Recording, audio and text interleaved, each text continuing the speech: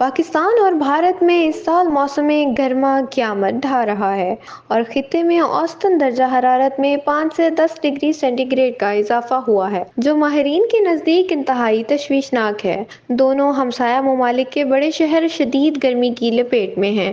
بعض علاقوں میں درجہ حرارت 50 ڈگری سے بھی تجاوز کر گیا ہے۔ یہ صورتحال دور دراز صحرائی علاقوں میں نہیں بلکہ بڑے بڑے شہروں میں ہے۔ دہلی میں گرمی کی شدت سے پرندوں اور جانوروں کے مرنے کی بھی اطلاعات ہیں۔ آخر ہمارا خطہ بجلی کی سی تیزی کے ساتھ آگ کا گولہ کیوں بنتا جا رہا ہے؟ اس کے عوامل میں پچھلے 30-40 سالوں میں شہروں کا بغیر منصوبہ بندی کے پھیلاؤ، جنگلات کی بڑی پیمانے پر کٹائی، شہروں میں گاڑیوں، ایئر کنڈیشننگ اور دیگر مشینوں سے پیدا ہونے والی گیسوں اور حرارت کے علاوہ عمارتوں کے طرز تعمیر میں بڑے پیمانے پر کنکریٹ کا استعمال درجہ حرارت شامل ہیں۔ اس کے علاوہ سمندروں کے درجہ حرارت میں بھی اضافہ دیکھا جا رہا ہے، جس کے ذمہ دار سعودی عرب، متحدہ عرب امارات اور دیگر خلیجی ممالک گردانے جاتے ہیں، جن کی شپنگ لائنز ساحلوں پر بڑے پیمانے پر دھاتوں، کنکریٹ اور شیشے کے استعمال سے بنائی جانے والی بڑی عمارتوں، شہروں کے قریب تیل صاف کرنے والے کارخانوں اور فضائی ٹریفک میں بہت زیادہ اضافے کے ذریعے سمندر اور خطے کے مجموعی درجہ حرارت میں اضافہ کر رہے ہیں۔